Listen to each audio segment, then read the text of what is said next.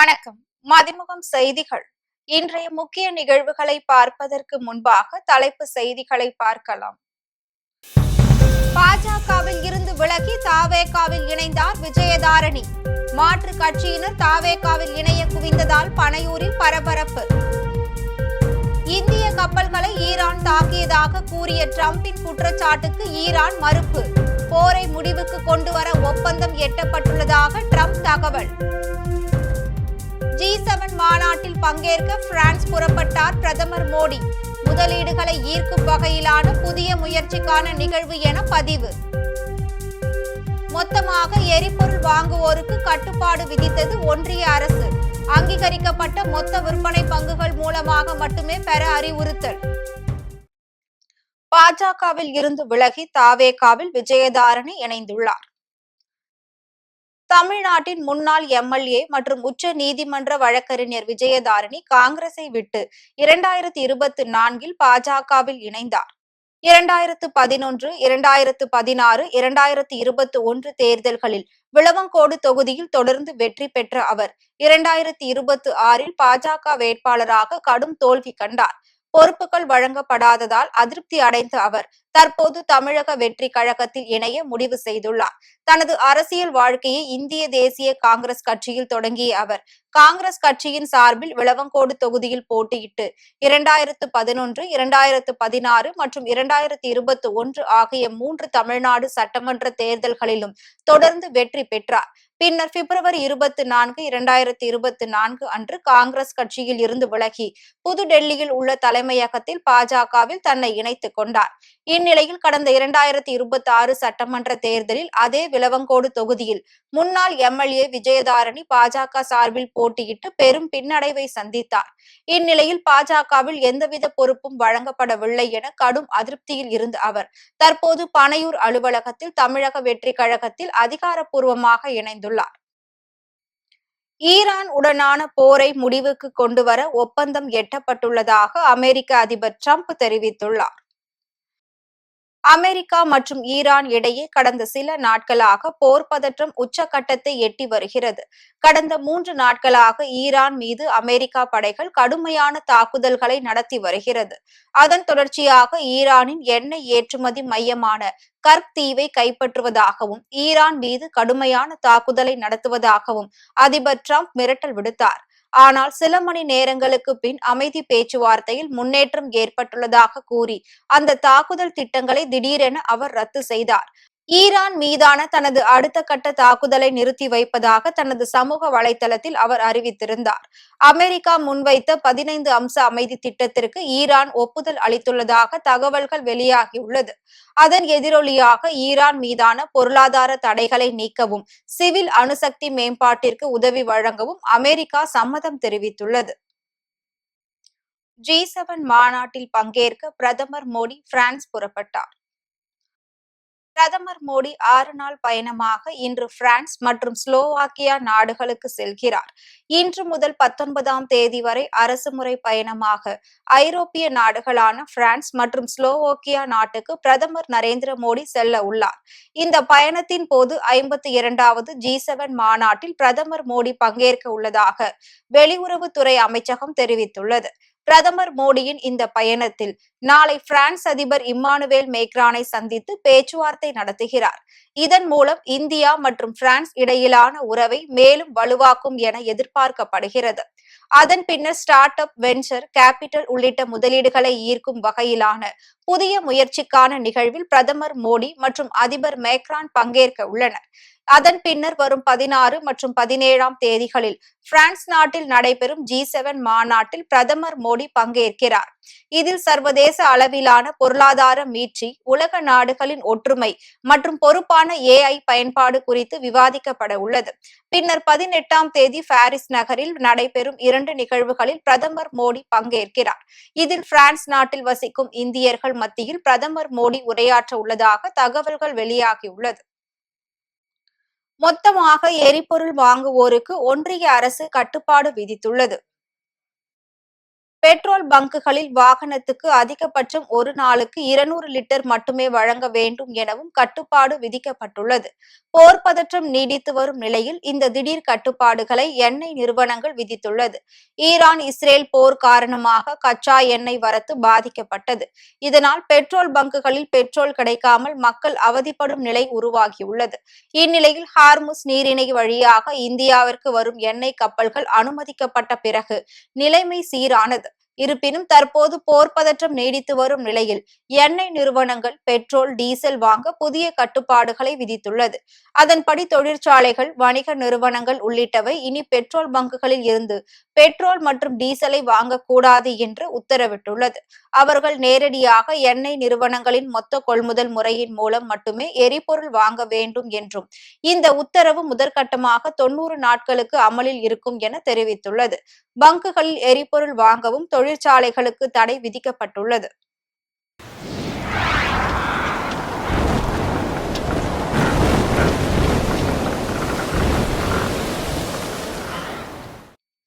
தமிழ்நாட்டில் சில மாவட்டங்களில் கனமழை பெய்யக்கூடும் என வானிலை ஆய்வு மையம் தெரிவித்துள்ளது. இதுகுறித்து சென்னை வானிலை ஆய்வு மையம் வெளியிட்டுள்ள செய்திக்குறிப்பில், மேற்கு தொடர்ச்சி மலை மாவட்டங்கள், டெல்டா மாவட்டங்கள் மற்றும் வட உள் தமிழகத்தில் ஒரு சில இடங்களிலும், காரைக்கால் பகுதிகளிலும் இடி, மின்னல் மற்றும் பலத்த காற்றுடன் கூடிய மிதமான மழை பெய்யக்கூடும் என தெரிவித்துள்ளது. ஏனைய தமிழகம் மற்றும் புதுவையில் ஒரு சில இடங்களில் இடி, மின்னலுடன் கூடிய லேசானது முதல் மிதமான மழை பெய்யக்கூடும் என தெரிவித்துள்ளது. சட்டமன்ற தேர்தல் தோல்வி தொடர்பாக அதிமுக நிர்வாகிகளுடன் எடப்பாடி பழனிசாமி ஆலோசனை நடத்தி வருகிறார். சட்டமன்ற தேர்தல் தோல்வி குறித்து மாவட்ட வாரியாக எடப்பாடி பழனிசாமி ஆலோசனை நடத்தி வருகிறார். ஆலோசனையில் காஞ்சிபுரம் மாவட்ட அதிமுக நிர்வாகிகள், போட்டியிட்ட வேட்பாளர்கள் பங்கேற்கின்றனர். அனைத்து மாவட்ட நிர்வாகிகளிடம் தோல்விக்கான காரணம் குறித்து அடுத்தடுத்து ஆலோசனை நடத்துவார் என தகவல்கள் வெளியாகியுள்ளது. மாதாந்திர மின் கட்டண முறையை தமிழக அரசு நடைமுறைப்படுத்த வேண்டும் என ராமதாஸ் வேண்டுகோள் விடுத்துள்ளார். பாமக நிறுவனர் ராமதாஸ் வெளியிட்டுள்ள அறிக்கையில், புதிதாக பொறுப்பேற்றுள்ள தமிழக அரசு 200 யூனிட் வரை இலவச மின்சாரம் வழங்கும் திட்டத்தை அறிவித்துள்ளது. இந்த திட்டத்தின் முழு பயனும் பொதுமக்களை சென்றடைய வேண்டும் எனில் மின் கணக்கெடுப்பு மற்றும் கட்டண வசூல் முறையிலும் சீர்திருத்தம் மேற்கொள்ளப்பட வேண்டும் என கேட்டுக்கொண்டார். தற்போதைய 2 மாத கட்டண முறையால் ஒரே நேரத்தில் அதிக தொகையை செலுத்த வேண்டிய நிலையால் நடுத்தர மற்றும் ஏழை எளிய குடும்பங்களுக்கு இது பொருளாதார சுமையை ஏற்படுத்துவதாக குறிப்பிட்டுள்ளார். மாதம் தோறும் கட்டணம் வசூலிக்கப்படும் போது குறைந்த தொகையை எளிதாக செலுத்த முடியும் என்றும், இதனால் கட்டணம் செலுத்துவதில் ஏற்படும் தாமதம் மற்றும் அபராதங்களும் குறையும் என அறிவுறுத்தியுள்ளார். தமிழக மக்களின் நீண்ட கால கோரிக்கையை ஏற்று மின் வாரிய நிர்வாகத்தை மேலும் வெளிப்படையாகவும் மக்கள் நட்பாகவும் மாற்றும் நோக்கில் தமிழ்நாடு அரசு உடனடியாக மாதத்திற்கு ஒருமுறை மின் கணக்கெடுப்பு மற்றும் மின் கட்டண வசூல் முறையை அறிமுகப்படுத்த வேண்டும் என்று வலியுறுத்தியுள்ளார். தர்மபுரி மாவட்டம் தொப்பூர் கணவாய் பகுதியில் அடுத்தடுத்து 6 வாகனங்கள் மோதி விபத்துக்குள்ளானது. தர்மபுரி மாவட்டம் தொப்பூர் கணவாய் பகுதியில் லாரி, இருசக்கர வாகனங்கள், 3 கார்கள் அடுத்தடுத்து மோதிய விபத்தில் லாரி ஓட்டுநர்கள் உட்பட 3 பேர் காயமடைந்தனர். இந்த விபத்தில் 3 பேர் காயமடைந்த நிலையில் அவர்கள் மீட்கப்பட்டு மருத்துவமனையில் அனுமதிக்கப்பட்டுள்ளனர். விபத்தால் அந்த பகுதியில் சுமார் 2 மணி நேரம் போக்குவரத்து கடுமையாக பாதிக்கப்பட்டது. தகவல் அறிந்து சம்பவ இடத்திற்கு வந்த போலீசார் மற்றும் மீட்பு பணியாளர்கள் சேதமடைந்த வாகனங்களை அகற்றி போக்குவரத்தை சீரமைக்கும் பணியில் ஈடுபட்டனர். மயிலாடுதுறை அருகே கூலி தொழிலாளியை தாக்கிய 8 பேரை போலீசார் கைது செய்தனர். பெரம்பூர் காவல் சரகம் நல்லாடை ஊராட்சிக்கு உட்பட்ட படுகை கிராமத்தை சேர்ந்தவர் பாரதி ராஜா. இவர் கடந்த மே மாதம் 18ஆம் தேதி நல்லாடையில் ஏடிஎம் அருகே நின்று கொண்டிருந்த போது 8 பேர் அடங்கிய கும்பல் தாக்கியுள்ளது. இந்த சம்பவம் குறித்த புகாரின் பேரில் விசாரணை மேற்கொண்ட போலீசார் பாரதி ராஜாவை தாக்கிய நல்லாடையை சேர்ந்த சரண், செந்தமிழ்வாணன், ஐயப்பன், ஹரி, விஸ்வா, நந்தகுமார், சரவணகுமார் மற்றும் 17 வயது சிறுவன் ஆகிய 8 பேரை கைது செய்தனர். என் பிள்ளைய பாருப்பா, என் புள்ள சத்து என்னமா செய்ய முடியும்? இருக்குவா, ஒரு புள்ள இறந்துடுவேன். என் புள்ள ஒரு மணிக்கு என்ன பார்த்து முள்ளிலையும் மரலையும் கண்டு என் புள்ள ஜட்டியோட வீட்டுக்கு வந்தேன். ஒரு தாய்க்கு எப்படிமா இருக்கும்? அந்த ஜட்டியோட ஒரு மணிக்கு 2 மணிக்கு வீட்டுக்கு வந்தாங்க. இதுக்கு நாய நீதி இல்லையாப்பா நாட்டுல? பணக்காரங்களுக்கு தான் நாயம் இருக்கா, ஏழைக்கெல்லாம் நாயம் இல்லையா?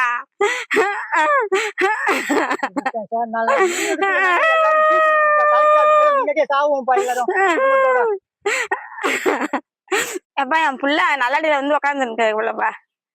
அங்க இருந்து 10 பேர் பசங்க திரட்டிக்கிட்டு வந்து உட்காந்து திரட்டிக்கிட்டு வந்து பிள்ளைய ஆலமரத்து வழியா கொண்டு வந்து இங்க கொண்டு வந்து பிள்ளைய போட்டு அடிச்சு என்ன சுத்தி வச்சுக்கிட்டு என்னடா நீ யாரு, என்ன நீ என்ன ஜாதிரா, நீ என்ன ஜாதிரா அப்படின்னு புள்ளைய போட்டு அடிச்சு இந்த காட்டுக்கு இழுத்துட்டு வந்து புள்ளைய ஜட்டியை கட்டி சொல்லி ஆளுக்கு 200 பணம் தர அப்படின்னு சொல்லி புள்ளைய போட்டு அடிச்சிருவாப்பா.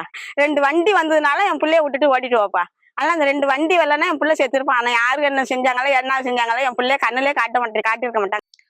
491 மதிப்பெண் பெற்ற மாணவியின் உயர்கல்விக்கு அரசு உதவ வேண்டும் என மாற்றுத்திறனாளி தந்தை கோரிக்கை விடுத்துள்ளார். ராணிப்பேட்டை மாவட்டம் நெமிலி வட்டம் காவேரிப்பாக்கத்தை சேர்ந்த மாற்றுத்திறனாளி பரசுராமனின் மகள் இலக்கியாஸ்ரீ. இவர் 10ஆம் வகுப்பு பொதுத் தேர்வில் 500க்கு 491 மதிப்பெண்கள் பெற்று சாதனை படைத்துள்ளார். இந்நிலையில் குடும்பத்தின் பொருளாதார சூழ்நிலை காரணமாக தனது மகளின் உயர்கல்வியை தொடர்வதில் சிரமம் இருப்பதாக பரசுராமன் வேதனை தெரிவித்துள்ளார். தமிழக முதலமைச்சர்களுக்கு என் அன்பான வேண்டுகோள். ராணிப்பேட்டை மாவட்டம் காவேரிப்பாக்கம் பேரூராட்சியில மாற்றுத்திறனாளியாக பி பரசுராமன் வாழ்ந்து வருகிறேன். எனக்கு வந்து ஒரு பொண்ணு ஒரு பையன் இருக்கான். என்னோட மகள் வந்து இலக்கியாஸ்ரீ வந்து சென்ற ஆண்டு 2026 கல்வியாண்டில் வந்து காவேரிப்பக்க வட்டாரத்திலே வந்து 491 500க்கு மதிப்பெண் எடுத்து முதல் மாணவியாக தேர்ச்சி பெற்றுள்ளார். நான் பொருளாதாரத்தில் பின்தங்கிய மாற்றத்தினாலே அவருடைய கல்வி மேலும் மேலும் வந்து உயர்நிலைக்கு போன ஒரு IS ஆகணும்னு சொல்லிட்டு படிக்க வந்து ஆவலாக இருக்கிறார். எனக்கு வந்து அரசாங்கம் வந்து அவருடைய கல்விக்காக வந்து முழு செலவும் ஏற்று அவருடைய கனவை வந்து நிறைவேற்றி தரமாறு மாண்புமிகு தமிழக முதலமைச்சர் அவர்களுக்கு என்னுடைய மாற்றுத்திறனாளி சார்பாக வந்து என் கோரிக்கை வந்து நான் முன்வைக்கிறேன். மிகவும் நன்றி ஐயா. திருவண்ணாமலை மாவட்டம் போலூரில் டாஸ்மாக் கடை ஊழியர் மீது தாக்குதல் நடத்தப்பட்ட சம்பவம் பரபரப்பை ஏற்படுத்தியுள்ளது. போலூரில் உள்ள டாஸ்மாக் கடையில் காலி பாட்டிலுக்கு 10 திரும்ப தரக்கோரி போதையில் வந்தவர் தகராறு செய்துள்ளார். வேறு கடையில் வாங்கிய பாட்டிலை கொண்டு வந்ததால் பணம் தர டாஸ்மாக் ஊழியர்கள் மறுத்துள்ளனர். காலி பாட்டிலுக்கு 10 ரூபாய் திரும்ப தராததால் போதை ஆசாமி காலி பாட்டிலால் ஊழியர் தலையில் அடித்துள்ளார். இதில் படுகாயம் அடைந்த ஊழியர் மருத்துவமனையில் அனுமதிக்கப்பட்டுள்ளார். ஊழியர் மீது தாக்குதல் நடத்தியதால் போலூரில் உள்ள டாஸ்மாக் கடைகள் அனைத்தும் மாலை 6 மணிக்கே மூடப்பட்டுள்ளது. டாஸ்மாக் ஊழியர் மீது தாக்குதல் நடத்தப்பட்ட சம்பவம் அப்பகுதியில் பெரும் பரபரப்பை ஏற்படுத்தியுள்ளது. சார், என்னோட நேம் வந்து குமார், வயசு வந்து 48. நாங்கள் போலூர் தாலுக்காவில் வந்து அரசு மதுபான கடையில் வேலை செய்கிறோம். சேல்ஸ்மேனு 5 பேர், சூப்பர்வைசர் மேற்பார்வையாளர் 2 பேர், மொத்தம் 7 பேர் வேலை செய்கிறோம். ஆனால் ஊழியர் வந்து வேலை செய்யும்போது ஒரு பாதுகாப்பு இல்லாத ஒரு தினம் பிரச்சனை பண்ணிட்டு இருக்காங்க பப்ளிக்கு. இருந்த போதில் நாங்கள் வந்து 4 பேரும் ஒவ்வொரு நாள் தினைக்கும் வந்து 7 பேருமே வந்து வேலை பண்ணுவோம். டைம் அடிப்படையிலையும் சாப்பாடு கூட டைம் இல்லாத வேலை பார்க்குறோம். அந்த மாதிரி வேற கடையோட பாட்டில் நம்ம கொண்டு வந்து கொடுத்துட்டு எங்கிட்ட 10 ரூபாய் கேட்டாரு. நாங்கள் எங்கள் கடையோட பாட்டிலுக்கு மட்டும்தான் திரும்ப 10 ரூபா கொடுக்க முடியும், வேற கடையோட பாட்டில் கொடுத்தா நாங்கள் கொடுக்க மாட்டோம்பா, எங்கள் கடை பாட்டில் இருந்தால் சொல்லுங்க நாங்கள் தரோன்னு சொல்லிட்டு சொன்னோம். அதுக்கு ஏன்டா வாங்க மாட்டேதுன்னு சொல்லிட்டு உள்ளே விட்டு அடிச்சாரு. உள்ளே விட்டு அடிச்சுட்டு மறுபடியும் மேலே விழாதனால கீழே விழுந்து உடஞ்சி போச்சு. திரும்ப கேட்டை திறந்து அதனால வந்து உள்ளர வந்து மென்ஸ் கிளப் கேஸ் ஈர்த்து போட்டு இவரையும் எல்லாம் வெளியே தள்ளிட்டு அவர் மண்டை மேலே எடுத்து அடிச்சிட்டாரு. அவர் முன்னாடி இருந்தாரு, அவர் மண்டை மேலே அடிச்சிட்டாரு சார். 3 கடையுமே இருக்கு, 3 கடையுமே வந்து க்ளோஸ் பண்ணி சொல்லிட்டோம் சார். பணி பாதுகாப்பு வேணும். அதாவது வந்து எங்களுக்கு வந்து தினம் வந்து ரொம்ப கஷ்டப்பட்டு இருக்கோம் சார். எங்களுக்கு நிம்மதி இல்லை. நாங்கள் வந்து ஒரு சுதந்திரம் இல்லாத ஒரு வேலையை செஞ்சுட்டு இருக்கோம். அரசாங்கத்துக்கு நிறைய வருவாய் ஈட்டி தரோம், ஆனால் எங்களுக்கு பணி பாதுகாப்பு இல்லை. வரன்முறை இல்லாத ஒரு வேலை பார்த்துட்டு இருக்கோம். நேரம் காலம் எல்லாமே வேலை பார்த்துட்டு இருக்கோம். திருவண்ணாமலை மாவட்டம் போலூரில் டாஸ்மாக் கடை ஊழியர் மீது தாக்குதல் நடத்தப்பட்ட சம்பவம் பரபரப்பை ஏற்படுத்தியுள்ளது. போலூரில் உள்ள டாஸ்மாக் கடையில் காலி பாட்டிலுக்கு 10 திரும்ப தரக்கோரி போதையில் வந்தவர் தகராறு செய்துள்ளார். வேறு கடையில் வாங்கிய பாட்டிலை கொண்டு வந்ததால் பணம் தர டாஸ்மாக் ஊழியர்கள் மறுத்துள்ளனர். காலி பாட்டிலுக்கு 10 ரூபாய் திரும்ப தராததால் போதை ஆசாமி காலி பாட்டிலால் ஊழியர் தலையில் அடித்துள்ளார். இதில் படுகாயம் அடைந்த ஊழியர் மருத்துவமனையில் அனுமதிக்கப்பட்டுள்ளார். ஊழியர் மீது தாக்குதல் நடத்தியதால் போலூரில் உள்ள டாஸ்மாக் கடைகள் அனைத்தும் மாலை 6 மணிக்கே மூடப்பட்டுள்ளது. டாஸ்மாக் ஊழியர் மீது தாக்குதல் நடத்தப்பட்ட சம்பவம் அப்பகுதியில் பெரும் பரபரப்பை ஏற்படுத்தியுள்ளது. சார், என் பேர் ஏழுமலை. நான் போலூர் தாலுக்காவில் 9451 கடையில் வேலை செய்யணும் சார். வேற கடையோட எம்டி பாட்டில் எடுத்துன்னு வந்து என்கிட்ட கொடுத்துட்டு 10 ரூபா கேட்டார் சார். அது நான் வந்து வேற கடை பாட்டில் நான் வாங்க மாட்டேன்னு சொல்லிட்டேன். அதனால வந்து பாட்டில் தாக்கிட்டாரு. என்கிட்ட வாங்குற பாட்டிலுக்கு மட்டும் தான் சார் நான் 10 ரூபா கொடுக்க முடியும். வேற கடை பாட்டில் தந்து ஊற்ற நான் கொடுக்க முடியாது. அவன் வந்துன்னு இருக்கு சார். அடிக்கடி இதே மாதிரி தொந்தரவு வந்துன்னு இருக்கு. ஸ்டிக்கர் ஒட்டாத பாட்டிலாம் கொண்டாந்து என்கிட்ட கொடுத்துட்டு 10 ரூபா கேட்பாங்க. ஸ்டிக்கர் என் கடை ஸ்டிக்கர் மட்டும் இருந்தால் தான் நான் கொடுக்க முடியும். என் கடை ஸ்டிக்கர் வந்து 9451 ஸ்டிக்கர் இருந்தாங்க நான் திரும்ப 10 ரூபா அவங்களுக்கு கொடுப்பேன். அவங்க கிட்ட தான் நான் 10 வாங்குறேன், 10 கொடுப்பேன். வேற கடையோட நம்பரு செக்யூரிட்டி நம்பர்லாம் கொண்டாந்து கொடுத்துட்டு தினமும் தொந்தரவு நடந்துக்குது சார். என்னோட நேம் வந்து குமார், வயசு வந்து 48. நாங்கள் போலூர் தாலுக்காவில் வந்து அரசு மதுபான கடையில் வேலை செய்கிறோம். சேல்ஸ்மேனு 5 பேர், சூப்பர்வைசர் மேற்பார்வையாளர் 2 பேர், மொத்தம் 7 பேர் வேலை செய்கிறோம். ஆனால் ஊழியர் வந்து வேலை செய்யும்போது ஒரு பாதுகாப்பு இல்லாத ஒரு தினம் பிரச்சனை பண்ணிட்டு இருக்காங்க பப்ளிக்கு. இருந்த போதில் நாங்கள் வந்து 4 பேரும் ஒவ்வொரு நாள் தினைக்கும் வந்து 7 பேருமே வந்து வேலை பண்ணுவோம். டைம் அடிப்படையிலையும் சாப்பாடு கூட டைம் இல்லாத வேலை பார்க்குறோம். அந்த மாதிரி வேற கடையோட பாட்டில் நம்ம கொண்டு வந்து கொடுத்துட்டு எங்கிட்ட 10 ரூபாய் கேட்டார். நாங்கள் எங்கள் கடையோட பாட்டிலுக்கு மட்டும்தான் திரும்ப 10 ரூபா கொடுக்க முடியும். வேற கடையோட பாட்டில் கொடுத்தா நாங்கள் கொடுக்க மாட்டோம்பா, எங்கள் கடை பாட்டில் இருந்தால் சொல்லுங்கள், நாங்கள் தரோன்னு சொல்லிட்டு சொன்னோம். அதுக்கு ஏன்டா வாங்க மாட்டேங்குதுன்னு சொல்லிட்டு உள்ளே விட்டு அடிச்சாரு. உள்ளே விட்டு அடிச்சுட்டு மறுபடியும் மேலே விழாதனால கீழே விழுந்து உடஞ்சி போச்சு. திரும்ப கேட்டை திறந்து அந்த ஆள் வந்து உள்ளர வந்து மென்ஸ் கிளப் கேஸ் ஈர்த்து போட்டு இவரையெல்லாம் வெளியே தள்ளிட்டு அவர் மண்டை மேலே எடுத்து அடிச்சிட்டாரு. அவர் முன்னாடி இருந்தாரு, அவர் மண்டை மேலே அடிச்சிட்டாரு சார். 3 கடையுமே இருக்கு. 3 கடையுமே வந்து க்ளோஸ் பண்ணி சொல்லிட்டோம் சார். பணி பாதுகாப்பு வேணும். அதாவது வந்து எங்களுக்கு வந்து தினம் வந்து ரொம்ப கஷ்டப்பட்டு இருக்கோம் சார். எங்களுக்கு நிம்மதி இல்லை. நாங்கள் வந்து ஒரு சுதந்திரம் இல்லாத ஒரு வேலையை செஞ்சுட்டு இருக்கோம். அரசாங்கத்துக்கு நிறைய வருவாய் ஈட்டி தரோம், ஆனால் எங்களுக்கு பணி பாதுகாப்பு இல்லை. வரன்முறை இல்லாத ஒரு வேலை பார்த்துட்டு இருக்கோம். நேரம் காலம் எல்லாமே வேலை பார்த்துட்டு இருக்கோம். வேலூர் மாவட்டத்தின் வளர்ச்சிக்காக முழு ஈடுபாட்டுடன் செயல்பட போவதாக பொறுப்பு அமைச்சராக நியமிக்கப்பட்டுள்ள அமைச்சர் விஜய் பாலாஜி தெரிவித்துள்ளார். வேலூர் மாவட்டத்திற்கு முதன்முறையாக பொறுப்பு அமைச்சராக நியமிக்கப்பட்டுள்ள கைத்தறி, துணிநூல் மற்றும் காதித்துறை அமைச்சர் விஜய் பாலாஜி வேலூருக்கு வருகை தந்தார்.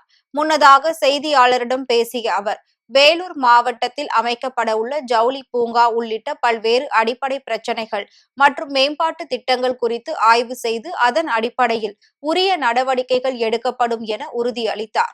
ரொம்ப வேலூர் மாவட்டத்துக்கு பொறுப்பு அமைச்சராக இருந்துச்சா மாண்புமிகு தமிழ்நாடு முதலமைச்சர் அவர்களுக்கு இந்த நேரத்தில் என்னோட நன்றியை தெரிவிச்சுக்கிறேன். கண்டிப்பாக நான் பிறந்த ஊர் எனக்கு ஒரு தாய் வீடுனா இதுவும் எனக்கு மறு தாய் வீடு. அதனால கண்டிப்பாக எங்களை நம்பி எங்கள் லீடரை நம்பி வாக்களித்த மக்களுக்கு கண்டிப்பாக இந்த வேலூர் மாவட்ட வளர்ச்சிக்கு கண்டிப்பாக என்னுடைய பங்கு இருக்குங்கிறத இந்த நேரத்தில் சார் இப்போதான் வந்திருக்கிறேன். இனிமேட்டு தான் வேலூரோட அடிப்படை பிரச்சனைகள் என்னன்னு தெரிஞ்சு அது சம்பந்தமா கண்டிப்பா அதிகாரிகள் சொல்லி ஜவுளி பூங்கா அமைக்கப்படும் சொல்லியிருந்தாங்க. அது குறித்ததான ஆய்வுகள் எல்லாமே இருக்கு. எல்லாத்தையும் பார்க்க தான் போறேன். எல்லாத்தையும் பார்த்துட்டு திரும்ப நான் உங்ககிட்ட. விருதுநகர் மாவட்டம் ராஜபாளையம் அருகே உயர் அழுத்த மின் கம்பங்கள் அமைக்க ஊர் மக்கள் எதிர்ப்பு தெரிவித்துள்ளனர். விருதுநகர் மாவட்டம் ராஜபாளையம் அருகே கணபதி சுந்தர நாச்சியார்புரம் கிராமத்தில் சுந்தரராஜபுரத்தை சேர்ந்த சிவராமன் என்பவர் மத்திய அரசு திட்டத்தின் கீழ் சுமார் 6.5 கோடி மதிப்பீட்டில் 8 புதிய ஏர்ஜெட் இயந்திர தறிகளை கடந்த 2 ஆண்டுகளுக்கு முன்பு நிறுவியுள்ளார். பெண்களின் வாழ்வாதாரத்தை மேம்படுத்தும் வகையில் செயல்படுத்தப்பட்டுள்ள இந்த திட்டத்திற்கு 24 மணி நேரமும் 112 கிலோவாட் மின்சாரம் வழங்க சிவராமன் மின்வாரிய துறையினருக்கு மனு அளித்திருந்தார். இதற்காக ஊருக்கு அடுத்துள்ள சுந்தர நாச்சியார் அம்மன் கோவில் அருகே உள்ள பிரதான மின் மாற்றியில் இருந்து மின்சாரம் கொண்டுவர மின்வாரிய துறையினர் திட்டமிட்டனர். ஏற்கனவே குறுகிய சாலை வழியாக பல மின்கம்பங்கள் அமைக்கப்பட்டுள்ளதால் உயர் அழுத்த மின்சாரம் கொண்டு செல்வதற்கான கூடுதல் மின்கம்பங்களை ஊரின் மைய பகுதியில் அமைக்க பொதுமக்கள் எதிர்ப்பு தெரிவித்து வருகின்றனர். சென்னையில் தங்கத்தின் விலை சவரனுக்கு 480 ரூபாய் உயர்ந்துள்ளது. 22 கேரட் ஆபரண தங்கத்தின் விலை சவரனுக்கு 480 ரூபாய் உயர்ந்து ஒரு சவரன் 1,10,10,880 ரூபாய்க்கு விற்பனை செய்யப்படுகிறது. கிராமிற்கு 60 ரூபாய் உயர்ந்து 1 கிராம் 13,860 ரூபாய்க்கு விற்பனை செய்யப்படுகிறது. வெள்ளியின் விலையை பொறுத்தவரையில் கிராமிற்கு 5 ரூபாயும் கிலோவிற்கு 5,000 ரூபாயும் அதிகரித்துள்ளது. 1 கிராம் வெள்ளியின் விலை 270 ரூபாய்க்கும் 1 கிலோ வெள்ளியின் விலை 2,70,000 ரூபாய்க்கும் விற்பனை செய்யப்பட்டு வருகிறது. அதிநவீன ஏவுகணை சோதனையில் இந்தியா புதிய சாதனை படைத்துள்ளது. இந்திய பாதுகாப்பு ஆராய்ச்சி மற்றும் மேம்பாட்டு நிறுவனம் 3 அதிநவீன ஏவுகணை சோதனைகளை வெற்றிகரமாக நடத்தியுள்ளது. கண்டம் விட்டு கண்டம் பாயும் ஏவுகணைகளை நடுவானில் தடுத்து அழிக்கும் மல்டி லேயர் பாதுகாப்பு தொழில்நுட்பத்தை நிரூபித்ததன் மூலம் உலகின் மிக சில நாடுகள் கொண்ட பட்டியலில் இந்தியா இணைந்துள்ளது. இந்த சோதனையின் போது விண்வெளியில் ஏவப்பட்ட இலக்குகளை நோக்கி பாய்ந்த இந்தியாவின் இன்டர்செப்டர் ஏவுகணைகள் அவற்றை நடுவானிலேயே துல்லியமாக தாக்கி அழிக்கிறது. மீண்டும் தலைப்புச் செய்திகள். பாஜகவில் இருந்து விலகி தாவேகாவில் இணைந்தார் விஜயதாரணி. மாற்று கட்சியினர் தாவேகாவில் இணைய குவிந்ததால் பனையூரில் பரபரப்பு. இந்திய கப்பல்களை ஈரான் தாக்கியதாக கூறிய டிரம்பின் குற்றச்சாட்டுக்கு ஈரான் மறுப்பு. போரை முடிவுக்கு கொண்டுவர ஒப்பந்தம் எட்டப்பட்டுள்ளதாக டிரம்ப் தகவல். G7 மாநாட்டில் பங்கேற்க பிரான்ஸ் புறப்பட்டார் பிரதமர் மோடி. முதலீடுகளை ஈர்க்கும் வகையிலான புதிய முயற்சிக்கான நிகழ்வு என பதிவு.